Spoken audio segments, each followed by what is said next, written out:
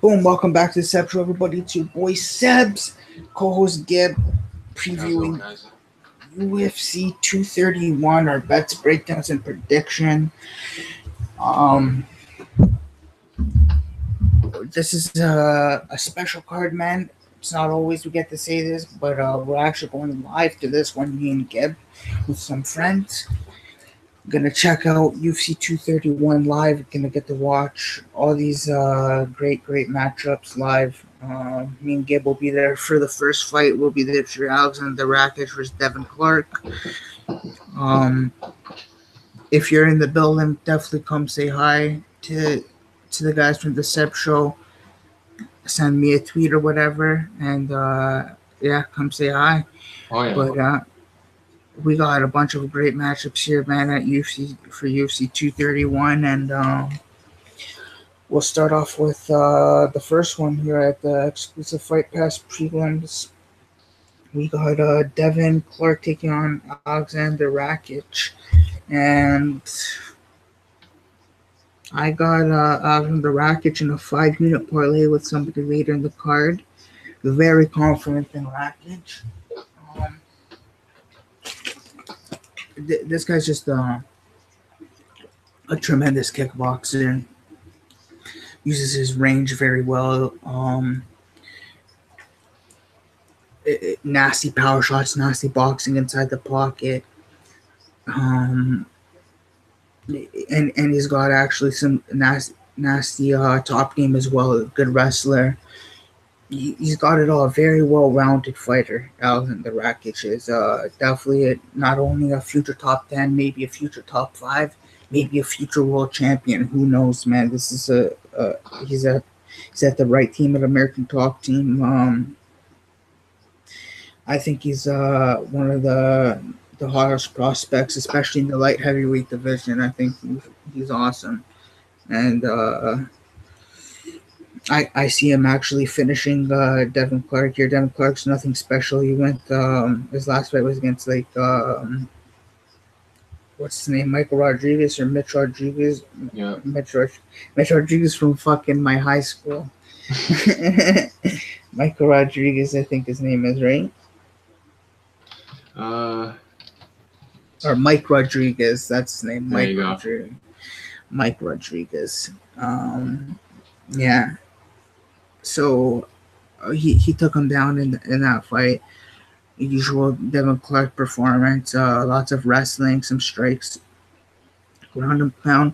This guy's got some decent cardio and whatnot at 205.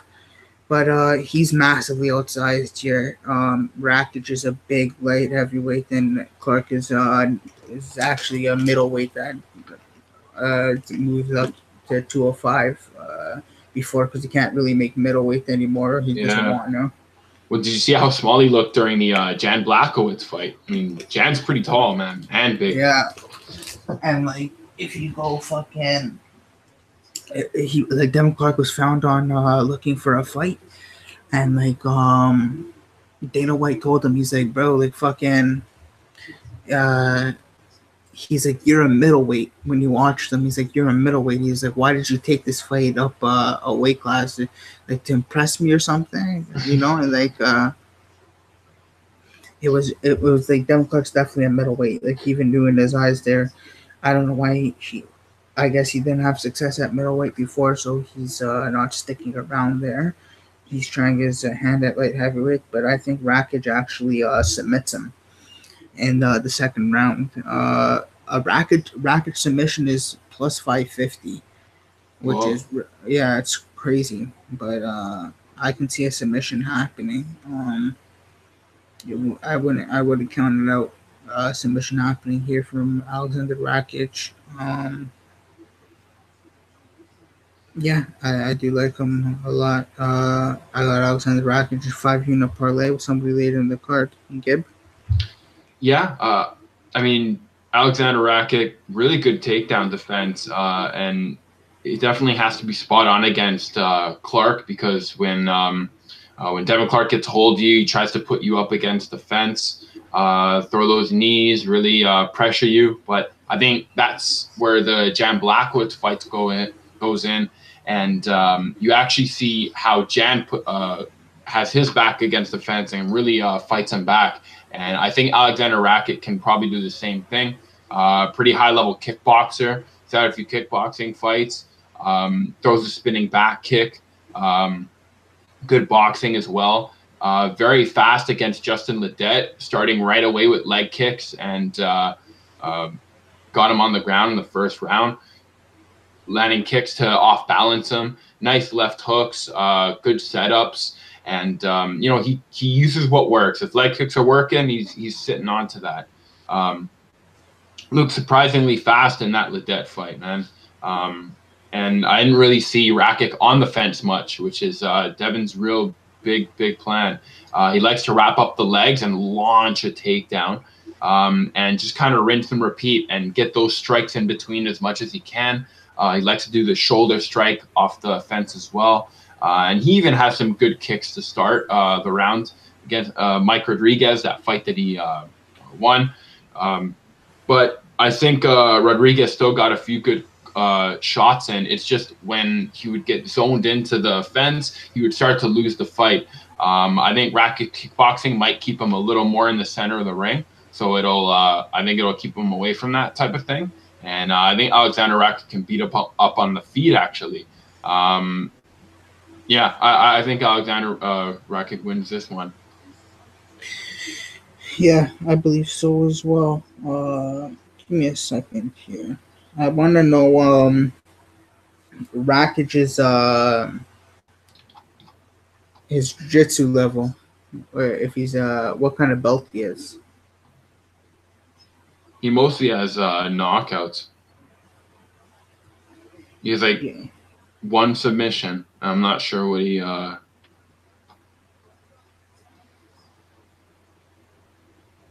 Oh, apparently everyone's saying Anders looked really big compared to Elias in the.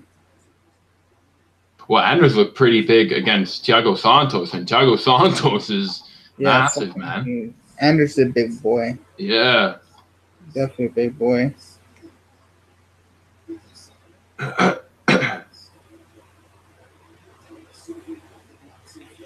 Sorry, guys. I'm just asking a friend that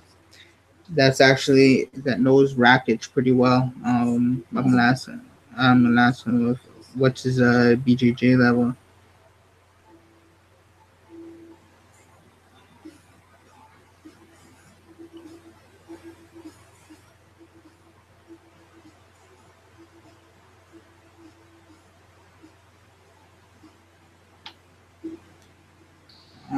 All right, we'll jump to the next fight here. I'll let Gibbs start it off for us.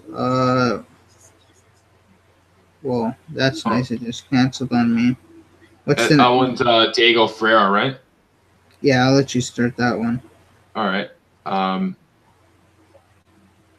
Here we go. So this fight was a bit of a change. Kyle Nelson got brought in.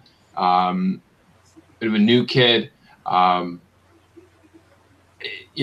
I haven't really seen Kyle Nelson before the switch, but he's got some nice kicks, really wild. But I mean, they work. They fit in there. He throws jumping kicks sometimes, and even though he throws these types of kicks, he's still pretty patient, and he really looks for that body kick. He's tight on the inside shots. Likes to box. Really good against the fence. Likes to kind of battle back. Goes for takedowns in those dying seconds of the round, and you can start to win these rounds, especially if maybe it's kind of even. He goes for those last minute takedowns, and anything can happen in those last 10 seconds, man. Most recently with Mortiza Rizet landing a front kick to the body early, almost kicking in the door motion. Smash him in the body, put him right on the floor, and he went straight to work with his ground and pound, which is where he wears his fighters out in. He likes to look for those desperate moves that his opponent make to show the back and kind of turn around. That's when he goes for that choke, or he finishes with the ground and pound. Very good strategy. It's worked for him in recently, and hey, he's made it to the big show, man. Whereas Carlos Diego Ferreira had a big break from 2016, but coming back with a knockout over Jared Gordon. Hands down, but don't blink, man, because his arm drag can go off at any time. He walks into his left hooks, throws 1-2s, likes to swing his hands, even if he has to eat a few swings coming in, especially if it's a shot for shot. He will gladly take that. Is very crafty when people go for takedowns, and he actually lets people get that takedown sometimes, and will almost drag them to the floor while he's on one knee. Real nice. After his 1-2, he can be countered pretty hard, as Dustin Poirier landed a pretty nice double jab and a lightning left hand, just due to Carlos Ferreira's wild shots.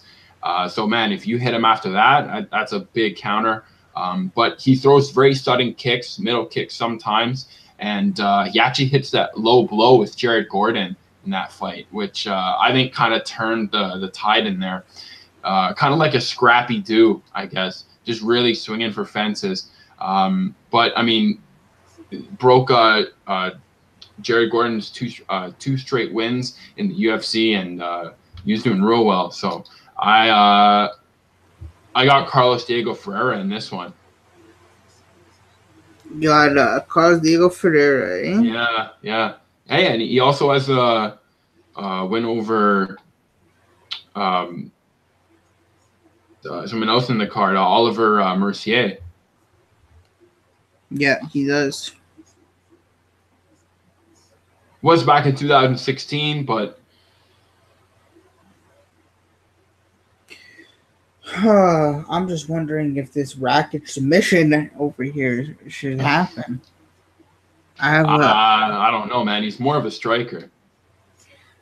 Yeah, he's definitely more of a striker, but if he does finish by submission, it'll be because he like knocked him down or like clocked him or something, and then he might grab like a headlock, like guillotine or something. Yeah, I don't think I'm gonna play it. I think I'm just gonna let that one go. But here we are, Diego Ferreira versus Colin Nelson. Like Gibbs said, Colin Nelson stepping on a short notice here. Usually fights at 145, but this is like 3 or 4 days notice. I was actually on Twitter when I saw the guy's name, Sean Bitter. I used to work with him at MMA Today.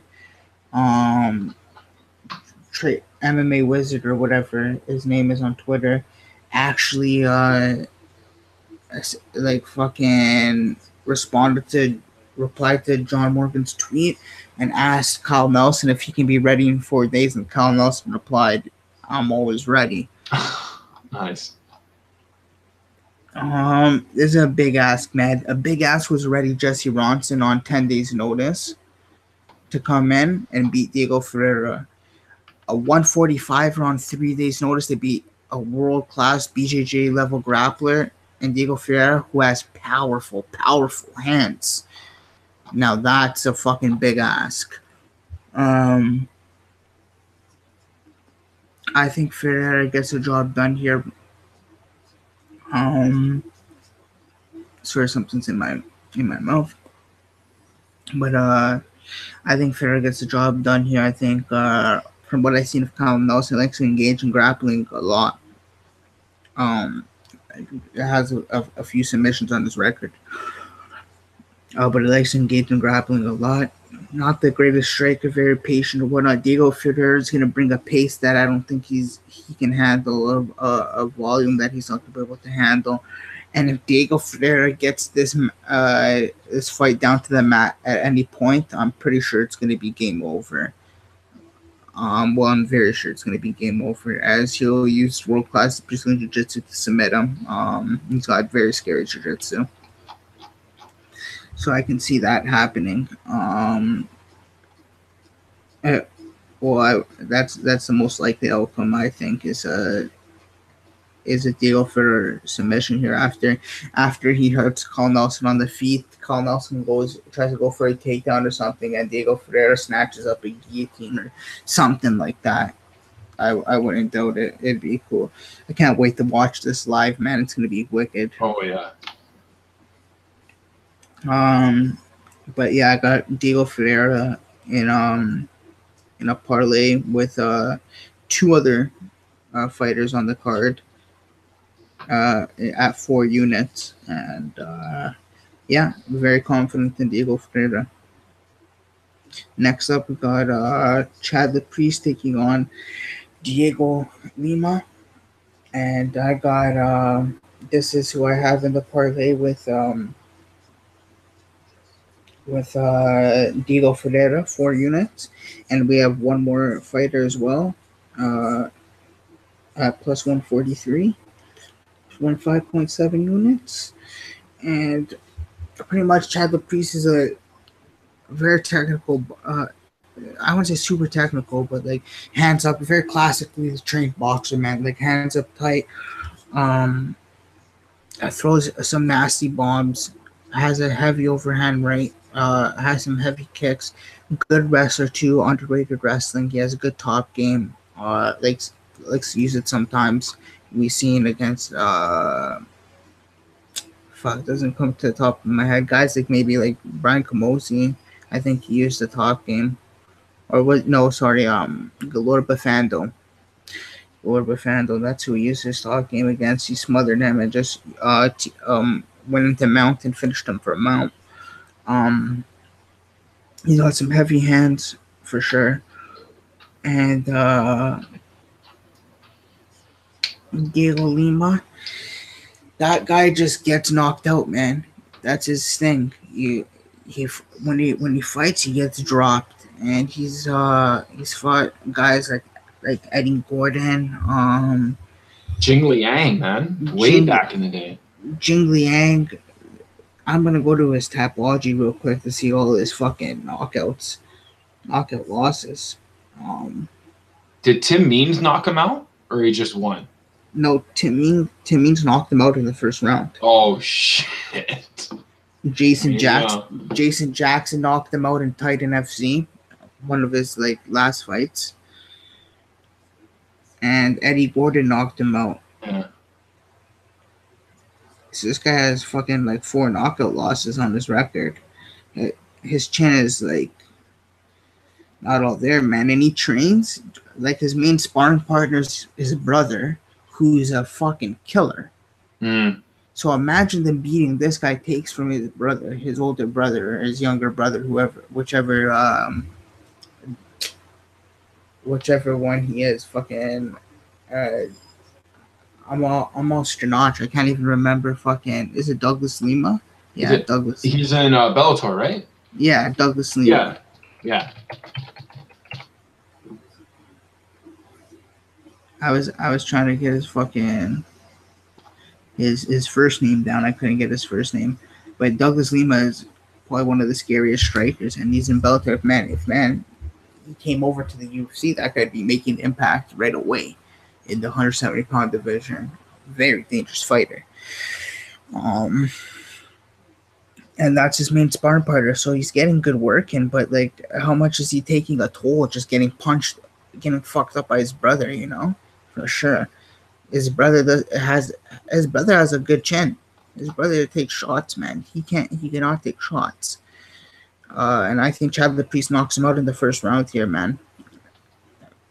So I got Chad Priest in a 4-unit parlay with Carlos Diego Ferreira and somebody later in the card at plus 143 to win 5.7 units. Let's go. I like Chad Priest. He's got some really cool fights. Even the one that he lost with Vincent Luque, I thought was interesting, just because if you look at both fighters, they almost had a similar style, kind of bouncing in and out. In and out of the phone booth, really light on their feet, really good boxing and basic combos. Some great boxing, one in tough, really good right kick, very consistent, right after the right hand, which I really like. Really fast in his boxing stance, and he commands a lot of the center of the octagon. He Laprise is a mover, man, and he's always maneuvering, very slick, very crafty. And if you don't cut the octagon off like Vincent Luque did, he's going to do that all day and win either a decision, or he's going to line a big shot up in the pocket and clip you with it. And not good for Diego Lima. Seemed to do well in the first few fights of the Ultimate Fighter. It takes a while for Lima to start landing his punches, but when he does, it's when he starts to chase, when he starts to really put people off balance with those shots and kind of chase after them after he's knocked them off balance. Hit Tom Galicchio back in the tough season with some pretty serious shots due to a really tentative round. So I think if Chad Laprise kind of leaves him alone, or anyone really does, he'll start to get confident and actually be a lot more effective in those late rounds. Really good at sprawling and getting right back to the little shots and the action. After defending takedowns, he can start getting more confident with his striking, and he actually starts to bring out his offensive, throw his big right hands, and he even has some low kicks and body kicks in there as well. The only problem is it takes him a while to get these kind of weapons revved up, whereas Chad Laprise, always loose and flowy, always really fast and on his feet, tend to kind of light people up with those really fast combos and kind of have you slowly lagging behind, whether he brings you into a decision of just lots of points or knocking you out. So I think Chad Laprise wins this either by knockout or decision. Yeah, I agree. I think it's a knockout, though. Personally, I think it's a knockout.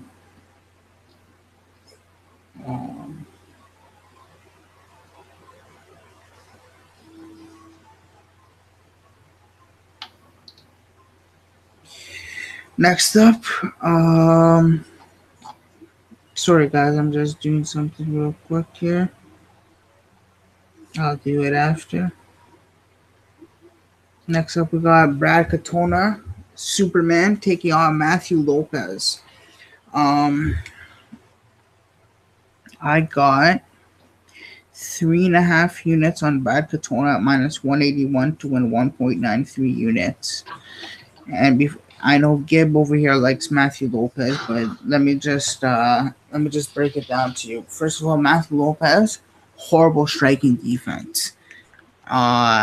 Throws very wild punches, not a great boxer, doesn't check leg kicks at all. He doesn't even know you're allowed to check leg kicks or something. Never. He's got did like chain wrestling and shit. He's a pretty good wrestler. I'll give him that. But yeah. I think it was injuries that plagued him in his last fight. Apparently, that's what he said. His wife's cardio was like so off because his cardio was bad, man. Like for a bantamweight, like you're not supposed to get that tired. And he was getting super tired and fucking. I'm watching TSN right now, Sports Center, and I don't know if you saw the weigh-ins, but Max has a headband on that says "It is what it is." with a Reebok logo, because he always says it is what it is, man. Yeah. I need to check that one out, actually. I haven't seen the weigh-ins yet. Yo, it's so jokes. That's fucking jokes. But Katona, man, former pro boxer. This kid's the real deal, man. When a lot of people are shitting on this kid, I see a lot of hate on him from Twitter. A lot of guys on Matthew Lopez as well, and I understand this guy trains at SBG, and like they're not known for like their amazing superstars or whatnot. But this is one of the few guys in that gym that I think could be a high level prospect, man. The guy's got very good hands at 135 pounds, very good crisp hands. Go watch his fight against Jake Cuccinello. He drops Jake Cuccinello twice or 2 or 3 times with just sharp shots inside the pocket where he's just very good inside the pocket. He also likes to throw the leg kick, something that is going to plague Matthew Lopez because Matthew Lopez doesn't like to check the leg kick. Brad Katona is also a really good wrestler, man. He's got a good top game and good jiu-jitsu. Yeah. He submitted Bryce Mitchell, a legit 145 pounder prospect that was on that season of Tough Undefeated. Submitted him and was out striking him at most of the fight there. I know Jake Cuccinello's nothing special, but fucking Bakatona made it look real good, man. Dropped him all over the place. Yeah, and I just think his boxing is too much for going to be too much for Matthew Lopez here. I think Matthew Lopez is going to feel overconfident trading with him in Pac. I think Matthew Lopez is going to get dropped, man. Might not get finished, but like I see Katona actually winning decision here. But I do see Katona dropping him at one point and possibly hurting him and almost ending the fight and getting like a 10-8 on the scorecards or something. I see it happening. He's very poisoned there. Very smart kid. High fight IQ.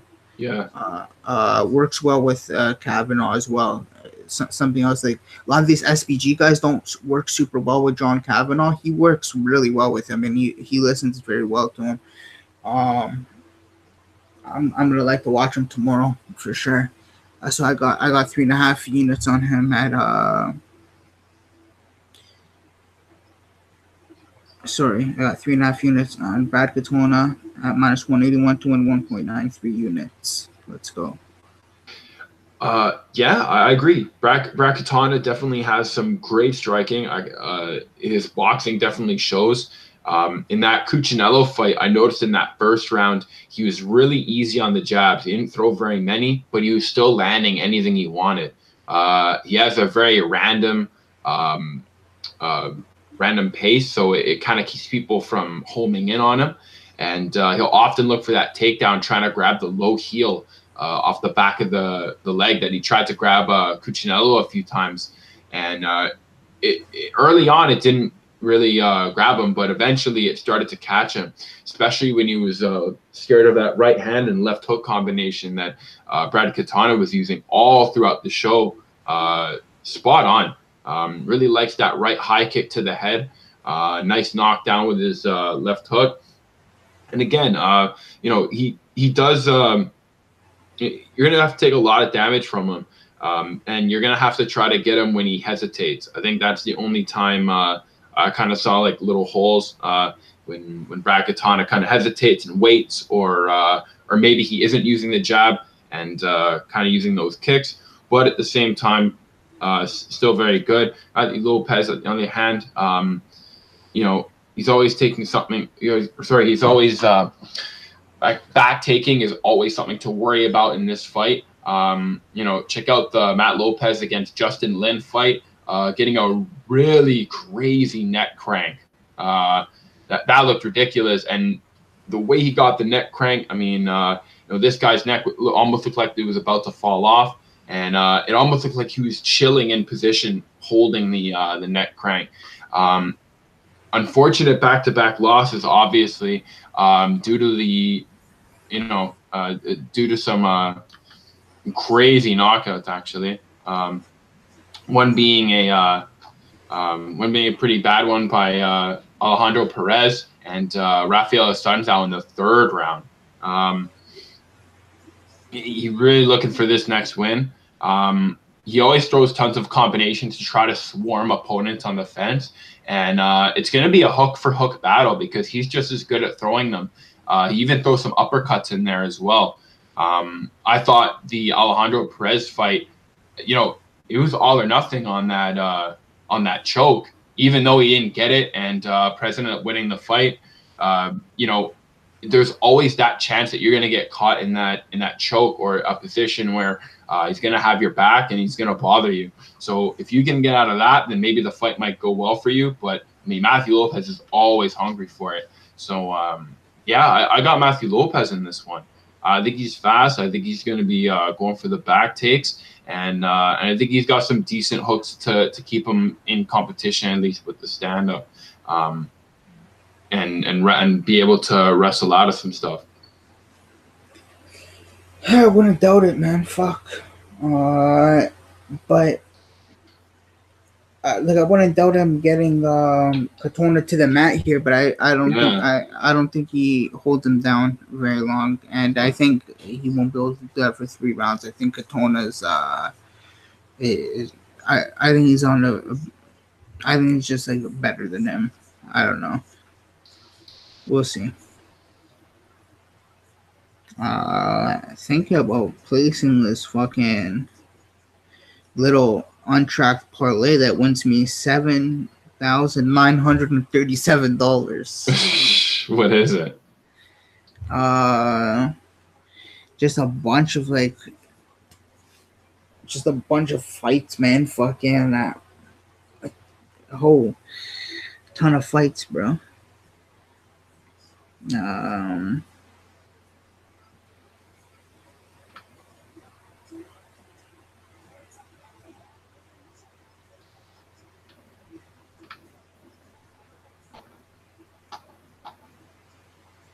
What?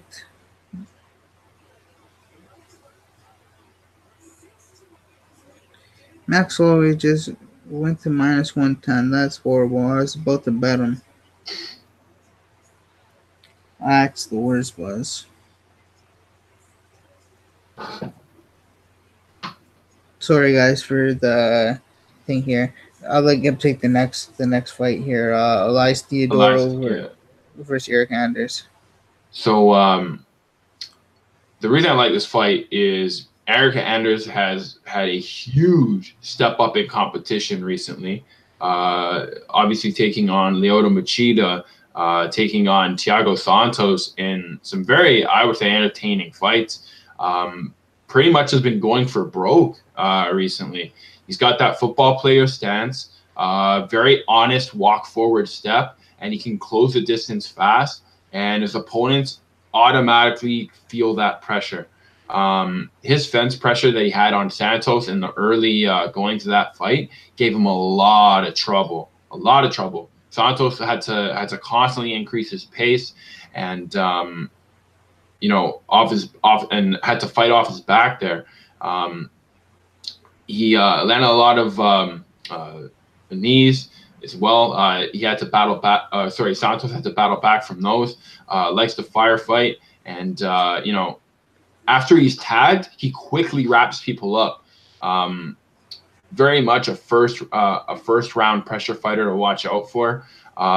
Some good kicks that worked for Santos can definitely work for Elias too, because he goes for a lot of those, especially in that fight that he had against Dan Kelly. Dan Kelly, he pretty much just kicked to death. It was still a little bit of a competitive fight when Dan Kelly got the clinch and when Dan Kelly started to throw some punches. But to be honest, Elias Theodorou's legs were just on that day, landing lots of body kick, landing lots of high kicks, low kicks, just anything. He's got a pretty steady pace. He lands some uppercuts, hooks, and he chains together the kicks pretty well, just to kind of make everything work again. And he's got great placement. Throwing kicks might take a second sometimes as he throws more and more of them and starts moving, as he has to take some time to balance and get both feet on the floor. But I think this is actually where Eric Anders gets good, because after guys throw shots or after guys come back from kicks or have to be balanced, Eric Anders goes for that tackle really good, and it worked against against Santos a lot. Now, obviously, in that fight in the third round, I'm still really impressed with Anders on his takedowns. Locked up Santos in the beginning of that third round, really tough for him. Started putting him big trouble with a knee at the end of the second round. He threw he got on the ground in the second, like the minute 4:50 something. And as he was going for ground pounds on him, he had him at the very corner of the fence and kind of postured up and threw a knee while he was on the floor, and it blasted him right in the chest. And Santos just looked stunned after that and went to his corner. Obviously, in the third round, it ended when Anders kind of grabbed him at a very awkward angle, and Santos let it rip with a bunch of really little shots, lots of little inside hooks and uppercuts and flurries, while Anders kind of had his legs held and his head down, getting punched. But when the round had ended, Anders couldn't make it to his corner. Again, he was just a warrior falling on his sword in that fight, especially against someone like Santos. I think Anders wins it, man. He's really hungry. He's had 2 losses against real high-level competition, and I think he wants to get back in it. Elias Theodorou, still good, still got some great offensive. It's just that Eric Anders is going to be really chasing with that takedown, and he's going to be really pressure heavy, especially on the fences. And Elias Theodorou has some similar tactics. He used them a lot actually on the Ultimate Fighter. Part of the reason why he did really well during that competition. But especially now, Eric Anders has a good advantage in that position. He's a wrestler, seeing as he's a football player who can kind of use that wrestling into his bag of tricks. I think the only problem with the Thiago Santos fight is he started going to his back, and he didn't really want to engage with him on the stand-up. And his jiu-jitsu didn't really threaten Santos enough to kind of make him scared of that ground game. But I still got Eric Anders in this fight. I think he grinds out Elias Theodorou in this one. Yeah, I got 2.5 units on Elias Theodorou by decision, plus 140 to win 3.5 units. And let me just state my case quick. Man, Eric Anders is he throws it's 2 significant strikes per minute or something like that. It's something super low. I need to make sure it's not. I know it can't be high. 2.87. That's probably a mistake, even, to be honest. I think it's lower than that. But yeah, whatever. Doesn't like to throw a lot of shots. Doesn't have a lot of volume on the feet. Patiently stalks his opponent. If you seen that Lyoto Machida fight, he was giving away rounds. I had like fucking 8 units on him. He started to kind of wait for a while.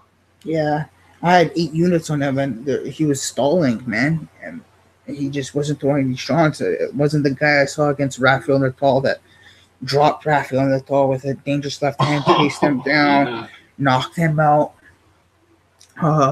Marcus Perez. Even when he's fighting guys like Marcus Perez and stuff, he starts using this wrestling that I never really seen from him.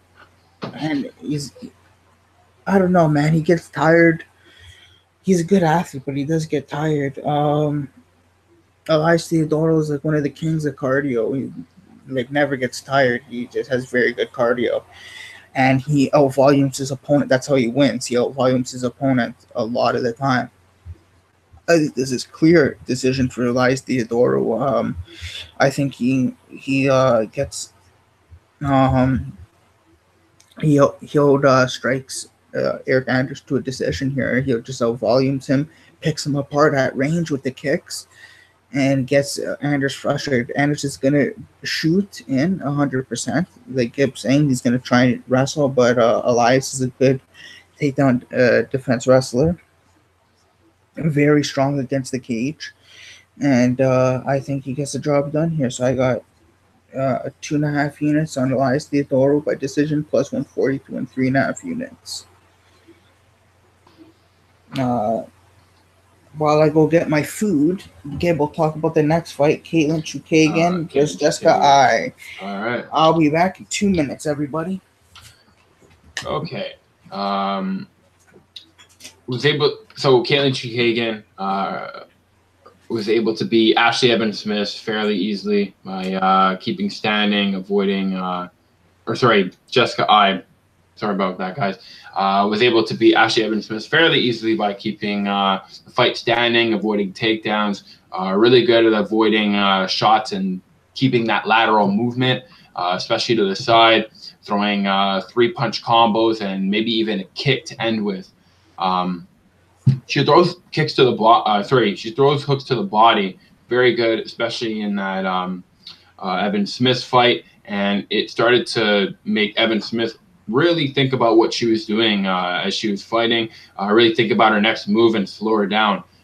She was able to use some very dangerous inside punches. Not to say that Jessica Eye takes a few straight punches. She takes a lot of straight right hands when she starts to stay in the pocket a little more, because she takes 1 or 2 back steps, well, maybe 1. And as she takes that 1 back step, she can tend to get hit as she does it, and she's not far enough away. Sometimes she'll get kind of blasted with it, but she's still in the game. She's still in there, and she can really wrap people up with her wrestling, and can resort to leg locks on the ground. She was on the floor with Kalindra Faria, and they pretty much just had a leg lock back and forth match. That was pretty interesting, because Jessica Eye could probably wrap somebody up, get a quick knee bar, and leave for the day. We've seen fights like that all the time. Jiu-jitsu guys can just pull it off, or jiu-jitsu guys or wrestlers can just pull it off like that. Katlyn Chookagian, she's got some nasty straight punches, and that's most of her thing. She's and that's what I'm afraid of in this Jessica Eye fight. I'm a big fan of Jessica Eye. She goes up against all the a lot of high-level opponents, and she has great fights, especially with Betch Correia and Miesha Tate. Again, these are lost fights, but hey, kills it. Katlyn Chookagian, on the other hand, like I said, great straight punches right down the pipe. Very accurate when she's far away, and she can kind of line that right hand up. Her and Liz Carmouche traded leg kicks for most of the first round of that fight, and the double jab from her was very strong. It always seemed like she was looking back to add kicks behind them too. Carmouche had very nice hands down style that baited Chookagian in, and and for a big takedown especially, and she got it a lot. So Jessica Eye does have that wrestling background that might give her that difficulty. Chookagian likes to almost loose hand her jab at times, and she has a lot of snap at the end of some of those jabs. She kind of keeps it really low, kind of brings it up and down, swings it back out and puts it back out like that, kind of flickers it. Very long legs, always a threat when she pulls guard, and she's very difficult for someone like Liz to get off you, and it was a big problem for her in that fight. It was the only thing that she needed to give herself the edge in that one. Having Liz back up in the late second round with a question mark kick, though, was pretty impressive. I like Katlyn Chookagian in this fight. I normally pick Jessica Eye. I'm still a big fan. I just think Katlyn Chookagian is a lot of kryptonite for her. She's quite a bit of what she's weak against. A lot of those straight punches, a lot of kicks, a lot of high kicks actually.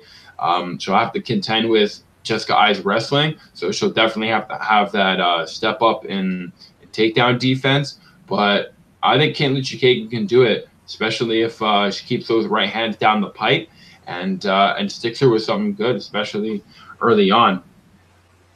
Where I think Jessica Eye is probably the most likely to get hit. It's just as she's constantly in your face, she starts to see your tells, and her fight experience will take over, and she'll just start to game you. So I got Katlyn Chookagian in this fight, but I don't know. It's pretty close. They're both kind of a bit of a weakness to each other, especially if Jessica Eye starts that wrestling and Chookagian can hit those straight shots on the stand-up, especially from far away like that. Yeah, I just came in and I heard you say you like Chookagian. Yeah.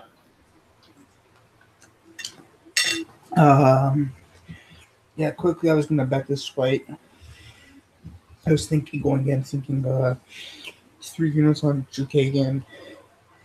Easy fight for her. All this. And then I watched that Liz Carmouche fight again. And she gets, like, man, I know, like, Liz is, like, way stronger than Jessica. Oh, yeah. But she gets manhandled by Liz Carmouche. Like, wrestled pretty easily.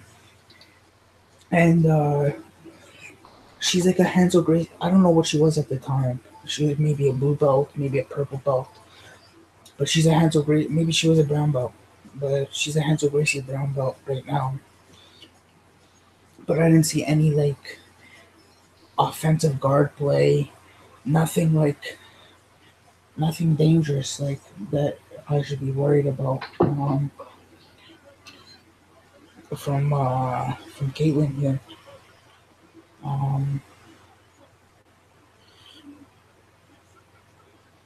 She's a good striker. She strikes the air a lot.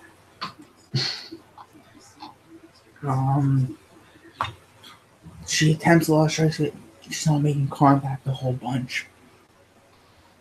The only thing that worries me about this fight would be if Jessica Eye decides to wrestle and wins maybe 2 rounds with wrestling or clinching up against the cage. Don't get me wrong, I think Chukagan's going to win this fight by unanimous decision. I think or by maybe a split decision. I think she'll strike Jessica Eye, but I think there's going to be some takedowns involved that are going to have Chukagan on her back for an extended period of time, which would fucking get me worried if I had a bet on her, and why I don't have a bet on her. So I'm going with Chukagan, but no bet at the time. I think she beats Jessica Eye, split decision here, 29-28. Yeah, that wrestling can make it difficult. Yeah, for sure. Next up is Olivier Aubin-Mercier, the Canadian gangster, taking on Gilbert Burns. Take this one away. Man, Oliver Mercier, super worker. 8 fights, got first round knockouts over Evan Dunham. In the fight, he got his KO. We saw Mercier on his back foot. He got rushed a little bit early, so he tends to kind of get worried a little bit, but his southpaw and his hands down to medium, kind of low, a little bit high at times. He really measures with that jab enough and likes to be really dangerous at southpaw and throw that left overhand.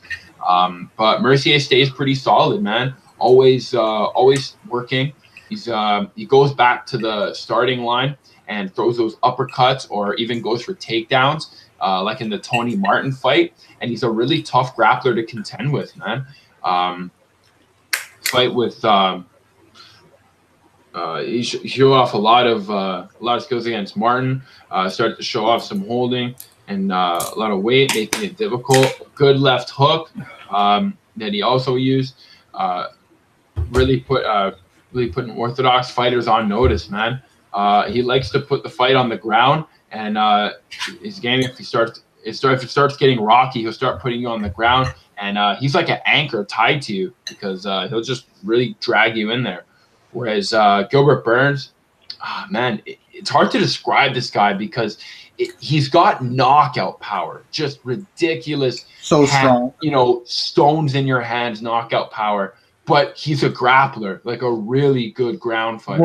World class, man. Like faced Gary Tonin in jiu-jitsu. Yeah. Like facing Dylan Dennis next month or some shit. Like world class jiu-jitsu. Constant takedown pressure and a big threat. Not one to throw light, but if you try to throw this guy, he's gonna really swing you after. His homing punches.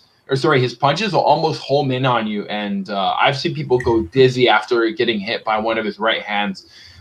His takedowns and scrambles are always pretty good, and it makes fighters real difficult to win, man, or even come back in rounds. They have to really push. So this is Mercier's kind of area here, where you can kind of get that work in and really start rinsing and repeating. It's just if Gilbert Burns can kind of see what he's doing and adjust his jiu-jitsu to it. If you throw the same kick over and over, he could definitely let you up, like the bomb he hit Sago with, and in that fight. And he can line you up with some real heavy punches, and he darts in super quick. You don't really want to backstep against this guy. He's just so fast that he can almost stick to you like glue. I actually have Gilbert Burns in this fight, man. I think he's got super heavy hands, and his grappling's top notch too. So if he does get to the ground, I think he'll have enough. And if he even needs to defend himself against Mercier on the ground, I think he could. If they get back to the stand-up, Mercier is definitely going to be scared of those big punches, because even if Gilbert Burns misses, people feel the wind behind those punches, and they tend to think about their next move a little bit closer. And that also tends to increase the amount of time they're sitting still for, or kind of standing around. And if you're idle against Gilbert Burns for a little too long, he can chop you. So I got Gilbert Burns in this one. Yeah, I'm gonna have to go look at the price now. Gilbert Burns inside decision. I also like Gilbert Burns. I went into this fight tape, originally. I was gonna put 4 units on OEM, Olivier Aubin Mercier. I was gonna put 4 units on him because back in February, I remember I was gonna put 4 units on him as well. And I said, I was already gonna place a bet and everything. And right before I placed the bet, I just like I quickly thought, I was just like, fucking, let me do some tape on this fight. Holy shit! It's plus 400 for. Oh, that's why. Sorry, give me a sec. Okay. Yeah. I went into tape thinking like I'm gonna pick OEM, and I'm gonna bet him. After tape, I'm watching that Alex Hernandez fight. Opened my eyes a lot. Alex Hernandez fucking took down OEM quite easily a couple times in that fight. It made his life hard. Tony Martin or Rocco Martin had OEM's back in the 3rd round. So it's not like he's super comfortable on the ground. There's still he does definitely make mistakes, but he is really strong on the ground. This fight comes down to who's going to be better on the ground, I think, and who wants to go there. And I think with Burns' jiu-jitsu, he's not. Ben Mercier is not going to want to go to the ground. He's gonna want to fight Gilbert Burns standing up, and probably might get knocked out by Gilbert Burns, man. So I got Burns here by knockout. I think he knocks out OEM. Oh wow! Yeah, I think he knocks him out. Could definitely grab a submission or something as well, but I wouldn't doubt a knockout happening in this fight.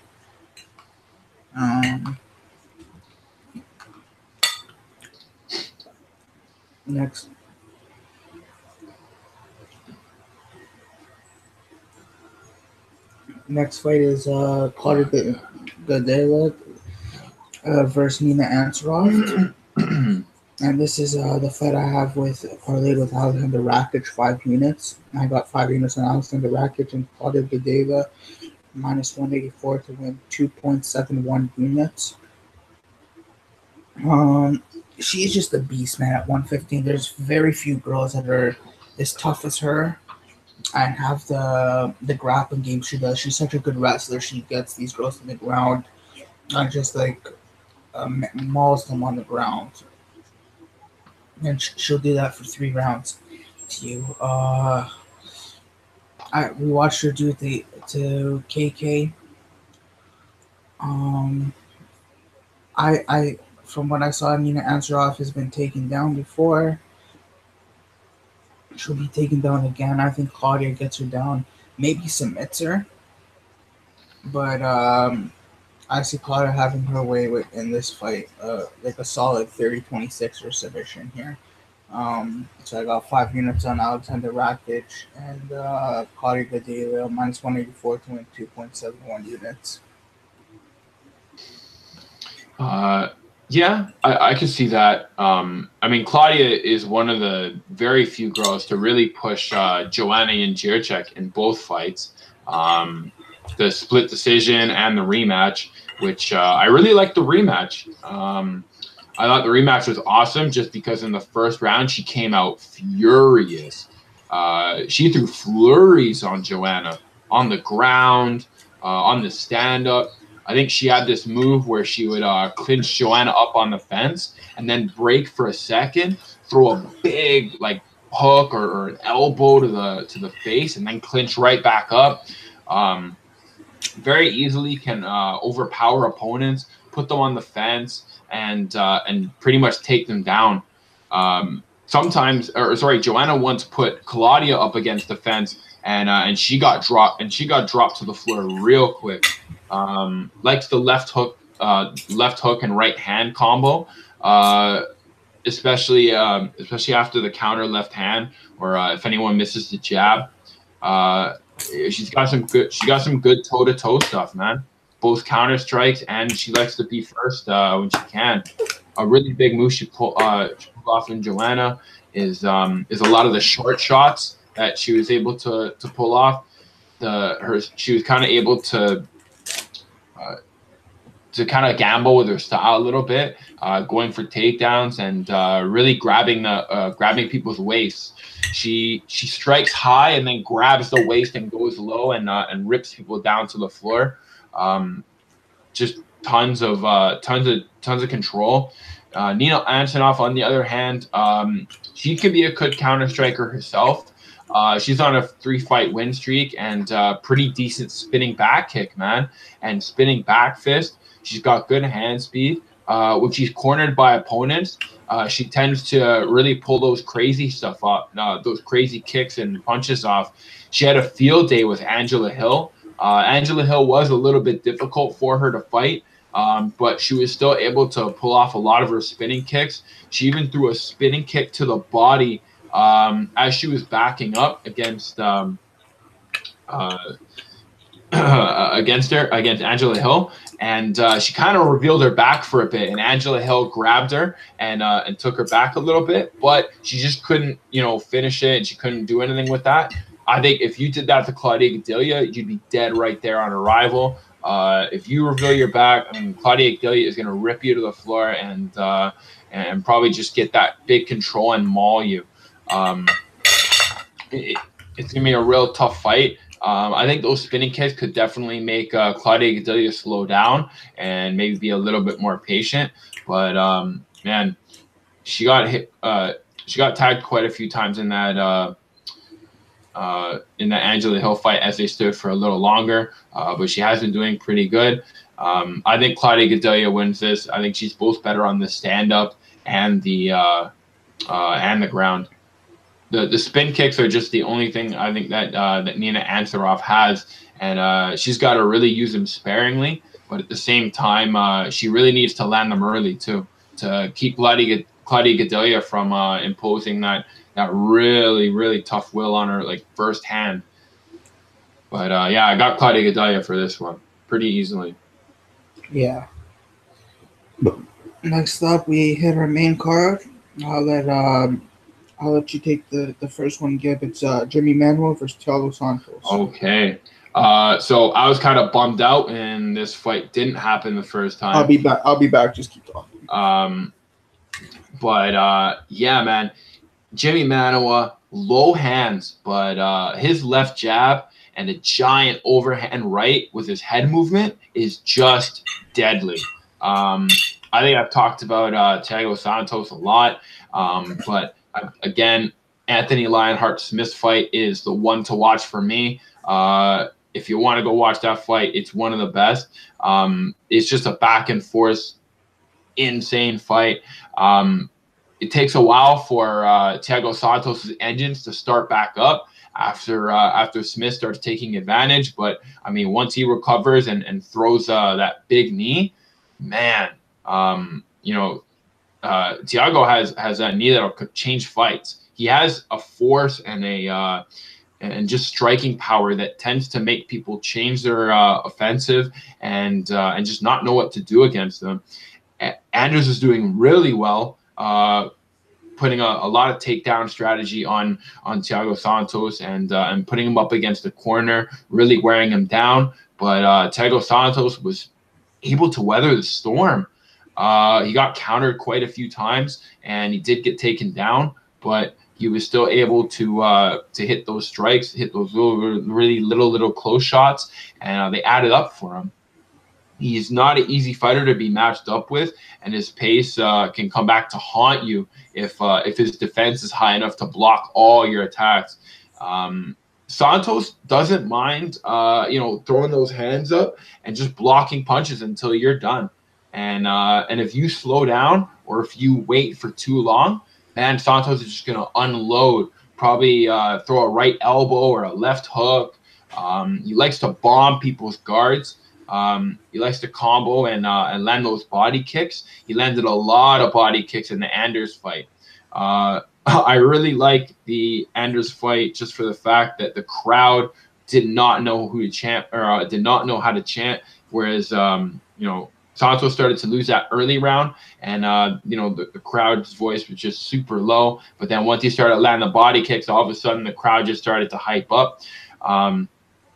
I think he's pretty tight in the very beginning, keeps all of his punches in close, and then as the fight kind of goes on, his elbows start to go a little farther away when he's not defending and holding up for the guard. He's got a nice low stance, and he tightens things up, watches out for those looping right hands, and he likes to blitz right after he hits something like that. Jimmy Manuwa, he throws mid to heavy punches at all times. He does not throw light. He occasionally does, but it's only to set up that big cross or some big left hook. He's always in the pocket and back to his feet if he's knocked down. Props to getting up during that Jan Blazkowicz fight when they fought for the second time. That was an absolute war. Another one to check out if you want to see Jimmy Manuwa at work. His hooks to the body and his close range jabs and leg kicks are real good. He can throw body kicks as well, and I like how he throws double kicks.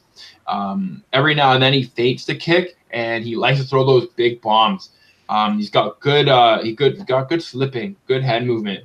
You don't want to throw little shots against Jimmy Manuwa because he'll sneak his way in slowly and he'll land some big heavy shot.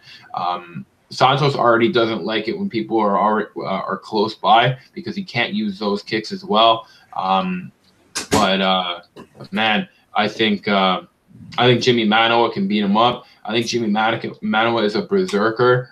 He doesn't mind taking damage and running forward. And so does Santos. I think it's a good fight. But I think what really puts Jimmy Manuwa a little aside is just that his big overhand, and I think he has that quickness in head movement to kind of move in, maneuver, get in, and land that big bomb. Obviously, both fighters have been in tons of wars recently, but Santos's fight with Eric Anders was still pretty rough, and Jimmy Manuwa had a bit of a rest. So I think he's in a good spot right now. I think Jimmy Manuwa turns it around and knocks out Thiago Santos in this one. Yeah, eh? Yeah. Yeah. I was originally going to add somebody else to, or I was originally added someone else to my DraftKings, and Sebi kind of gave me a bit of a hint on the Jimmy Manuwa, and I kind of agree. I took it, and yeah, even though he did lose that fight to Jaron Blazkowicz, this guy's still on a crazy win streak, and Volkan Ozdemir since to step up in competition. So I think he's ready for that W, especially over Thiago Santos. Have a lot of. I need your advice, Gib. Should I play Gilbert Burns in decision inside the distance, like he's in a knockout or cement? I don't. Mercier? I think that's one I stay away from. I don't think I have. I don't think I have that one. Yeah, I didn't pick him. But that's a tough one. I think he has heavy enough hands to do it though, and he's got a good style, and he's definitely not getting taken down. Oh, it's gonna be difficult. It's gonna be difficult, especially to keep him there. Yeah, I agree. Yeah, fuck this. I'm not playing that. It's only plus 200 to play that.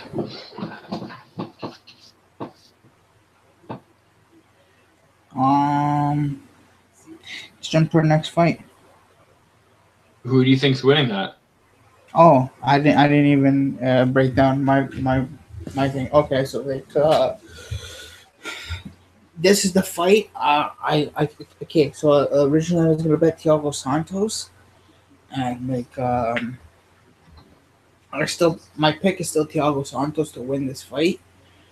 But I have like Jimmy Manuwa on DraftKings. I got Thiago Santos on Tout Master. I got like Thiago Santos in parlays and shit, like on track parlays. I think this can be a war for as long as it lasts, obviously. Anybody can knock out anybody here.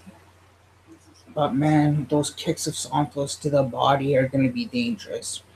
But like, mind you, Jimmy Manuwa holds his hands like kind of like mid level here, so like kind of like not a traditional box stance where your hands are like up to your eye level, but they're down by almost by his waist there.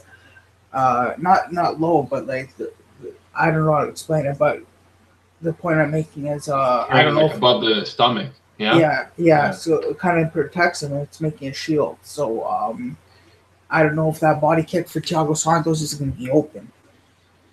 But I do see. I see Thiago Santos knocking him out somehow, be it a spinning heel kick or whatever. How he knocked out Jack Marshman. Oof. Yeah, that was nasty. But beware of Jimmy Manuwa's power too. Very crisp inside the pocket, nasty boxing. Not the best wrestler. Both these guys aren't the best wrestler. I think Thiago Santos has the grappling advantage. If he wants to take it down to the mat, he probably can. Probably the smartest thing to do would be to take it down to the mat for him. But yeah, I see him knocking out Jimmy Manuwa here. I got Thiago Santos here by knockout. Okay, next up we got Hakeem Dawodu taking on Kyle Bochniak. And this is the final play of my 3-leg parlay. So I got 4 units on Diego Ferreira, Chad the Priest, and Hakeem Dawodu, plus nice. 143 to win 5.7 units. So 4 units, Ferreira, the Priest, Dawodu, plus 143 to win 5.7 units. Pretty much what I saw on tape is like Bochniak, except for that Zabit Magomed Sharipov fight. This kid doesn't really fucking engage that much, and he doesn't. Like Joe Rogan says, he doesn't complement his punches enough with kicks. He's very mainly a boxer, and he's not like a wrestler or anything. He's just a boxer. So I think he's in a he's gonna have issues with the leg kicks of Hakeem Dawodu. Hakeem Dawodu was a Muay Thai practitioner, very good one too. Yeah. If you go watch his Muay Thai fights, very fast for 145 pounds, jacked, built like a fucking stone wall, man. Like at 145 pounds. And you go look at those leg kicks he landed against Austin Arnett, nasty body shots against Austin Arnett, and then you go watch some of his fights at World Series of Fighting, where he dropped guys like Steven Seiler, fucking he dropped. I think it was Marat Magomedov with a body punch, just a nasty body shot to the liver. He has a very nasty body shot, kind of reminiscent of Aaron Pico. But obviously, Aaron Pico is just like a force, maybe even a little bit more powerful than Hakeem there. But it's very reminiscent of the way Aaron Pico throws his body shots as well. Lands in the same place, the liver. I think Hakeem could knock out Kalbachner here. But I do see, actually, I do see I see a decision happening 30-27. Hakeem Dawodu just dominating here all 3 rounds, absolutely dominating with the striking, blooding up Kabachniak, I think. Yeah, I got Hakeem Dawodu by decision here. Okay. And I got him in that 4-unit parlay. Diego Ferreira, Chad Laprise, Hakeem Dawodu plus 143 to win 5.7 units. Let's go. A really good one. Yeah. I think he had an amazing fight with Brandon Davis and Zabit Magomedsharipov. Check that fight out. It just shows how much power crash Bochniak has in him, man. He goes right to business with lots of double left hands and double rights, depending on his stance and his switch. He tends to duck and mix up hooks into his combos. Spot on against Zabit, actually. Zabit was just on with those kicks from like left and right side of his body. He wasn't ready for those. A lot of kicks seemed to scare Bochniak, so I can definitely see why Hakeem kind of has that stand-up advantage, especially when he landed that kick to the body.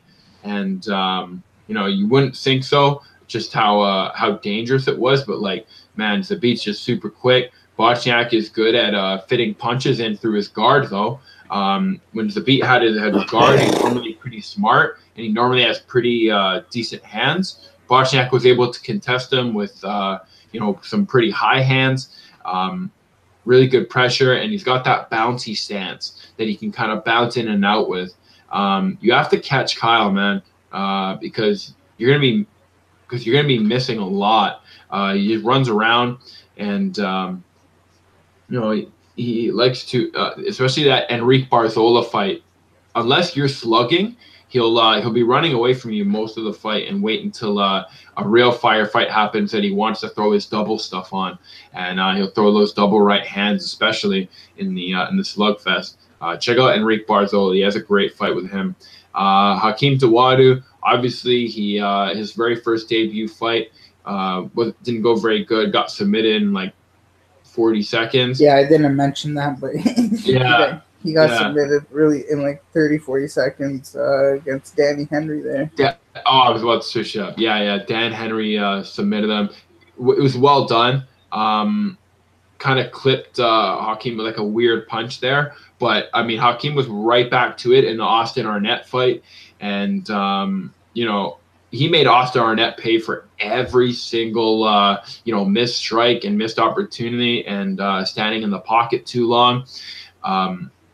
Just beat him to every single punch and kick. He was avoiding Austin Arnett's big kicks. His good boxing background really does put him in some good spots, and he can blind opponents with some really fast speed if they don't address it early. He learned a lot from his debut fight, and since then, he changed a lot of good combos together. He was also able to stay away from Austin Arnett's takedown that he did try to impose every now and then. He can narrow down a lot of his punches and kicks, and he throws those spin kicks to the body real nice. Nice pop shots, the good punches and nice setups. Really sneaky with an uppercut and body shot above the waist. A real stiff jab, and he's really careful with it to make his hands high and looking to land those probing jabs and hit to the body again. Saw some pretty good takedown defense.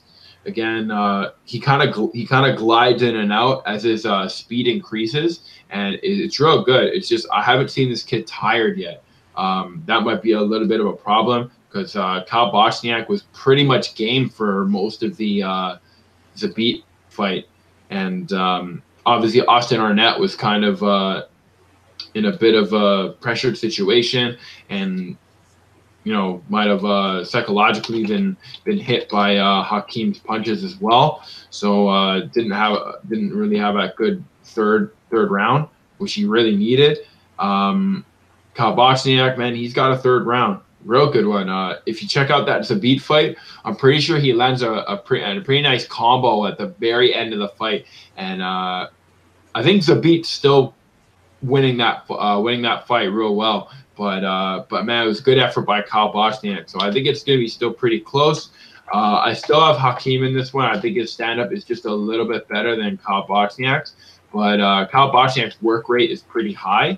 And, man, a lot of those double punches tend to hit people when he gets really close and he starts getting that low stance on people. So I still got Hakeem in this. I think he beats him up on the stand-up. But, yeah, Kyle Bochniak is no joke either, especially after his last few fights. Yeah, next up we got Alex Cowboy Oliveira taking on Gunny Nelson. I got 4 units on Gunny Nelson, minus 141 to win 2.83 units. And then I also have 0.5 units on Gunnar Nelson to win by submission at plus 140 to win 0.7 units. Yeah, man. I really like Gunny a lot in this spot. A lot of guys like to shit on his striking defense and whatnot, because he got dropped by Rick Story.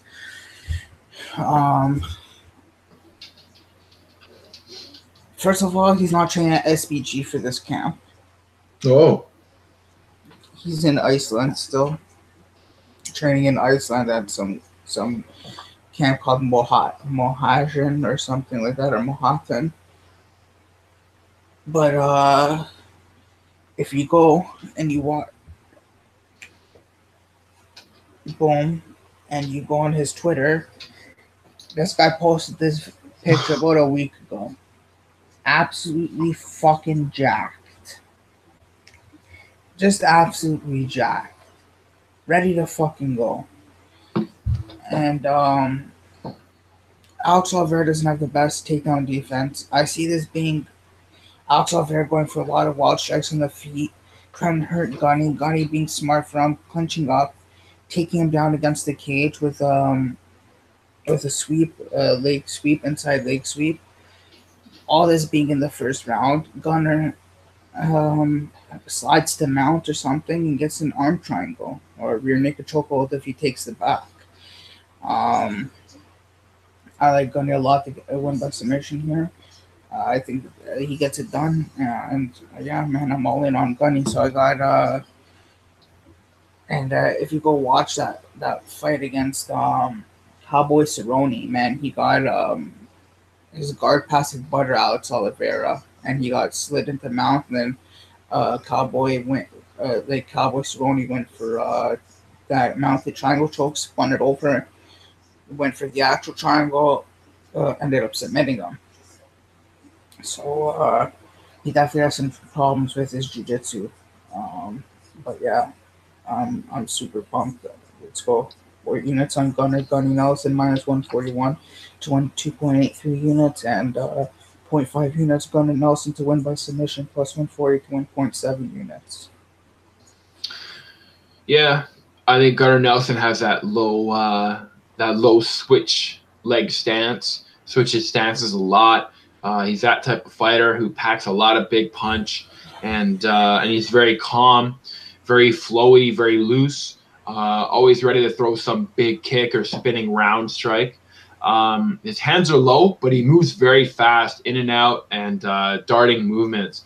I'd like to see his hands up just a bit more, but it seems to work for him. Likes to stay loose, and he really shines with his takedowns, and once he gets his legs around you in a body triangle around your waist, it's game over. Because once he starts going for those rear naked chokes or guillotines, that's kind of a wrap, because that's all he got before the UFC. All day, hands down type of style, which can be amazing if he's having a good day, but maybe not ideal for an entire fight. All these bounces are great, and they really confuse opponents. He's able to kind of maneuver around, but he has stumbled in a few spots, and bouncing does tend to tire you out a little bit more than just standing or kind of moving at a regular pace.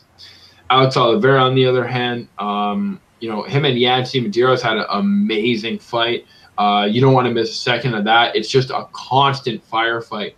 And Oliveira is just able to stick to people like glue when he's throwing punches and they're backing up. As Yancy was backing up, Oliveira would just keep charging in and kind of count that momentum and clip Yancy a few times. Very hard to get off you once he smells the knockout. But when he gets tired, it's very obvious, as Yancy and Medeiros and Oliveira just kept trading to the point where one guy had to block for a while, wait, and then start striking. The other guy had to block, wait, then start striking. And it was just, taking combos back and forth until Yancy was able to bring it out of him in the third round, using that last bit of energy after Oliveira's didn't work. Throws a lot of kicks and sticks to the ones that land the most, and throwing them 2 to 3 times, singles too. I remember he threw a kick Yancy Medeiros' body, then he threw it again, and he threw it a third time too. He's looking to land that a lot if he can all day. And he might seem a little lazy to use the same tactic, but Oliveira has some good success with it. Gunnar Nelson has some really good uppercuts. So I think it's going to be a decent brawl as well if it does get down to that. It's still a close fight, but I got Alex Oliveira in this one. Actually, I think he beats him standing. Gunnar Nelson has that big overhand right, or right or left, depending on what stance he's comfortable with. But it tends to tire him out quite a bit. And Alex Oliveira stays in one stance and stays close, starts to throw punches and chases people down. And unless Gunnar can time him when he's kind of had that low stance and he's really fast, I don't know, man. Alex Oliveira is pretty good on the kickboxing too, so I got Alex Oliveira in this one. He definitely has some nasty kickboxing, but how about that takedown defense? How's that gonna hold up? Yeah. If he gets it to the mat, I think Gunnar it might be game over for Gunnar. But yeah. Just give me a second here.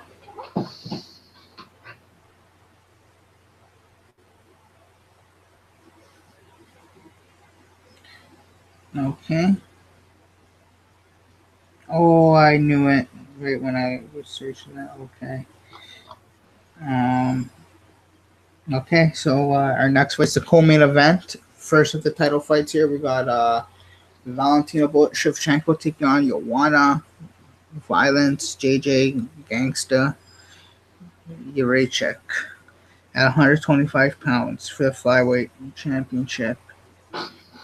I'll start off by saying my bet already. 1 unit.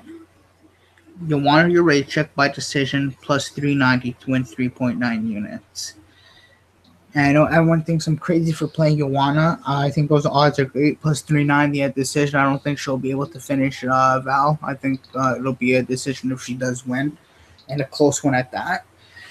But I see Joanna just with more volume, more strikes, throughout the 5 rounds. She's been in more 5 round fights than Valentina. I'm not saying Valentina's cardio is bad at all, but I'm just saying she's been like the experience factor there. And Joanna can bang, bro. I know Joanna's lost 3 times already to Valentina Shevchenko in under Muay Thai rules. If you go watch the fights on YouTube, they show quick highlights of them. All in padding and stuff. It was like amateur Muay Thai, and I don't know. There's, I guess, like from the highlights you see, you can't say she soundly outstruck JJ by any means, but I know Valentina is a good counter striker, whatnot, and is powerful. JJ just has to worry about that takedown as well, not lose rounds like that, and just use that volume strike for every shot that Valentina throws. JJ has to throw 3, and That's true. it's gonna. I think it'll count up by the end of the night, and Joanna will win. I think she'll get the win here. So I took Joanna Juracek 1 unit by decision plus 390 to win 3.9 units. Let's go. Yeah, Joanna has an almost impossible first round to lose, and when she does lose it, it's to people who can really push pressure and go for go for a clinch and takedown game like Claudia Gadelia. She's very difficult to control and take advantage of because she's first on everything. Jab, almost always popping it out and feinting and finding range until the right moment.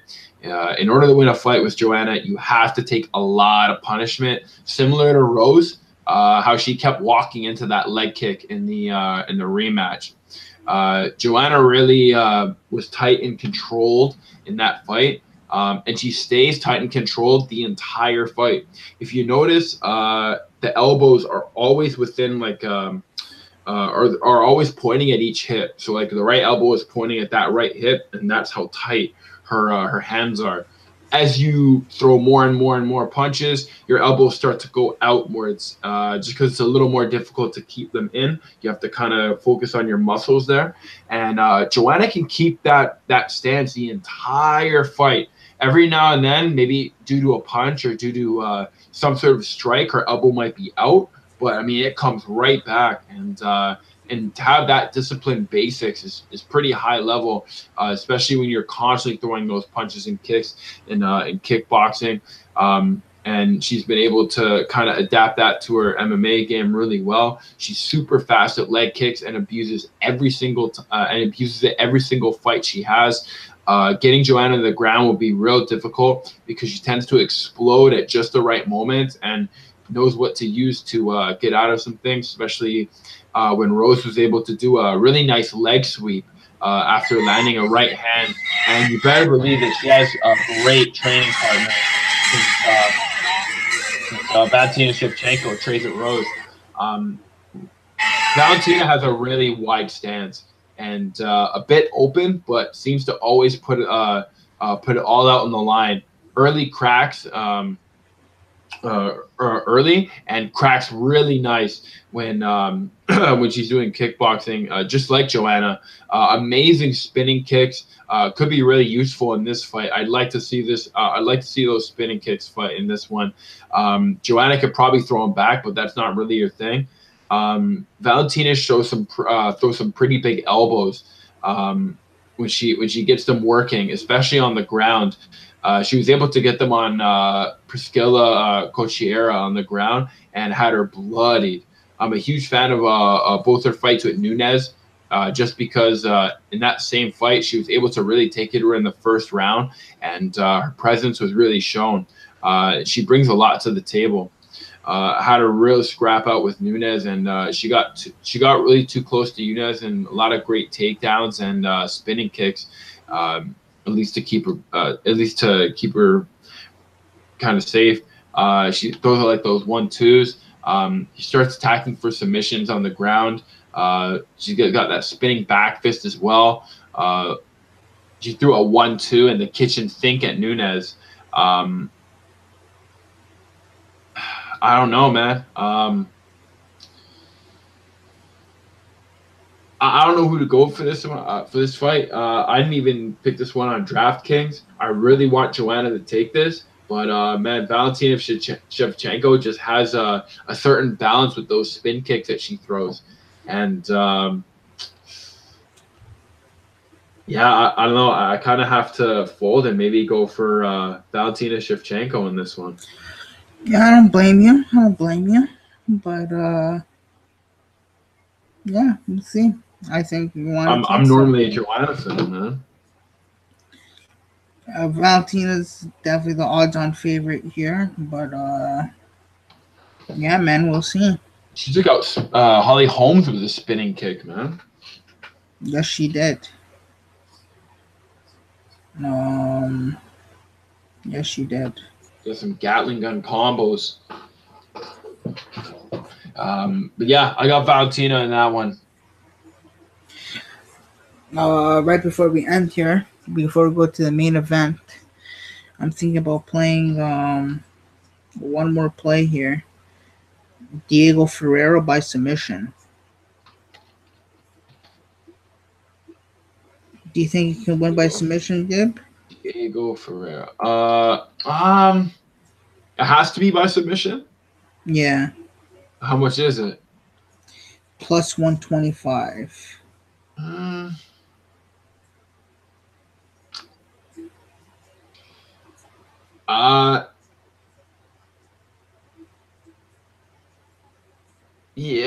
Yeah, could happen. I could see that. He has he's world class Brazilian Jiu-Jitsu. World class. Yeah, I could definitely see that. Let's just see how many. He actually doesn't have a submission. Oh yeah, he does. He has that rear naked choke. He has a few. On the regional scene, he has a lot. He has 1, 2, 3, 4, 5 on the regional scene, plus the one he has on the in the UFC here. Seems like Kyle Nelson has a few more finishes though. Yeah, Kyle Nelson definitely has some finishes. Lots of decisions too. Yeah. Fred just has a few more decisions in him. But I mean, that could be a good thing. He knows how to go rounds. So. Okay, let's jump to our main event. Let's not let the people wait any longer. Max Blessed Holloway taking on Brian T. City Ortega for the 145-pound featherweight championship, UFC featherweight championship. Tomorrow, everybody, it goes down. And I got 5 units on Max Blessed Holloway at minus 100 to win 5 units. Very confident in Max. A lot of people are like playing doctor, saying the health concerns and all this shit, and like, oh, like, yeah, but like they haven't figured out what happened to his symptoms. What happened to his symptoms? Man, he looks fine to me. He looked good on the scales. Yeah, I think he did. He looked good on the scales. He looked fine to me. He was under the 145-pound limit. He didn't look different than what he usually looks like. He actually looked less than the skeleton of what he usually looks like. And then you go to this fight, and if this guy wasn't having health concerns, he'd be a minus fucking 400, man. He'd be minus 400 in this spot. Brazilian Jiu-Jitsu can only take you so far, man. It can only take you so fucking far. Ask Royce Gracie how that turned out, brother. Well, ask Royce Gracie how that turned out. Go ask these Jiu-Jitsu guys how that turned out, man. It can only bring you so fucking far, man. And I know he's getting his training done. He works with that James guy in his garage or whatever. And then he goes to Black House sometimes. But like, Max is just such a better striker than him. Levels, just like T-City's levels above Max on the ground, Max is levels above T City on the feet. Oh yeah. He will, and T City's not one to back down. He will engage T City in a brawl, and Max will know how to step back and all this shit and find his range, and he'll hurt T City like that. He's gonna get him tired, throwing a lot of shots that he's not used to throwing. He's gonna frustrate him. Max is gonna frustrate him with the movement.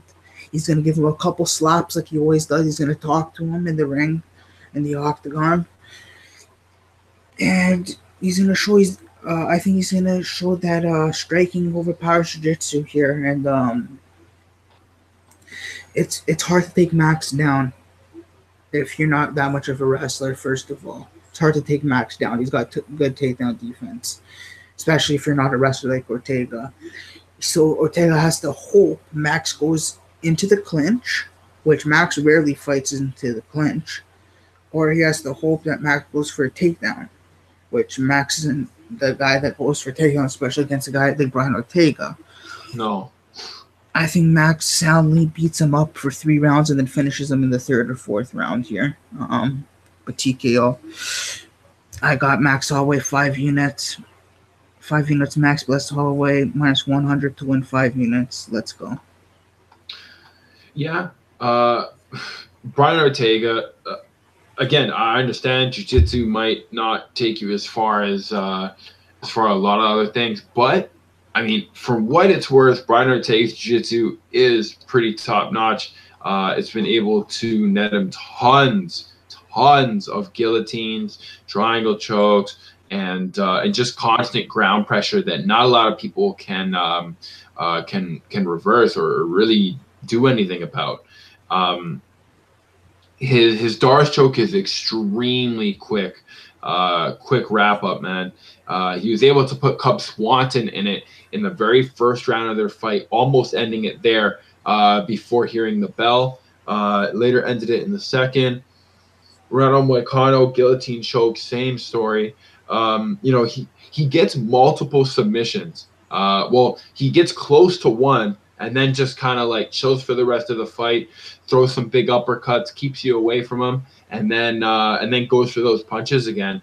And with the submission threat and his punches, it's a pretty big pretty big fight to take. But if anyone can do it, I think it's somebody like Max Holloway.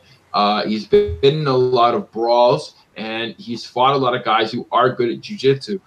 He's lost by triangle choke by against Dustin Poirier, and his last loss before his ridiculous win streak happened was Conor McGregor. For those who don't know, Max Holloway almost has 13 wins in a row. Probably one of the best winning streaks I've seen in a while. Yeah, he has like almost the record, man. Yeah. I mean, I want him to take it. I think he will, just because he's went 2 fights with Aldo, who I think could still beat up quite a few people in that division. Hell, I think him and Brian Ortega would be interesting. And beat Anthony Pettis and Ricardo Lamas before that, and even decision Jeremy Stevens. He's had some high-level fights, and he doesn't really duck anybody. If anything, he tried to fight Khabib on short notice, which would have been a real interesting fight. I'm surprised people don't want to see that again. But yeah, I think Max Holloway is a real superior striker. It's shown in all of his fights, whether it's going 3 rounds or whether it's telling somebody, "Hey, why don't you stand right here and we'll go toe to toe." He's got some great striking. He's able to pop that kick when he can.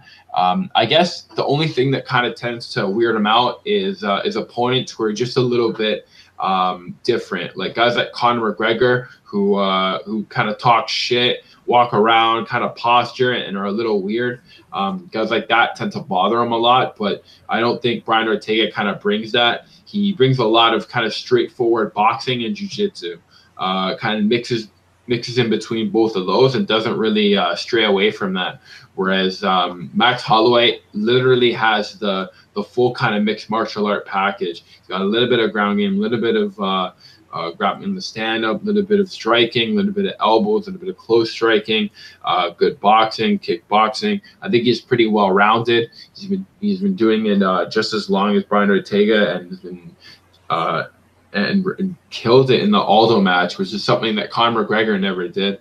McGregor might have beaten Aldo in 17 seconds, but he never took the rematch. And Max Holloway beat Jose Aldo in the third round, and when he took the rematch, he beat Jose Aldo in the third round again. I just find that very impressive, and I want Max Holloway to win this, get that lucky number 13, and call it a day in Toronto, man. I got Max Holloway for this one. That's it, man. Big Max Holloway, everybody. My boy. He was actually at the Raptors games, and my boys saw him, so that's pretty cool.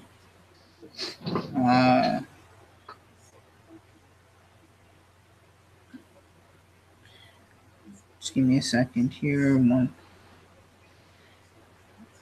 Okay, guys, that's it for UFC 231, man.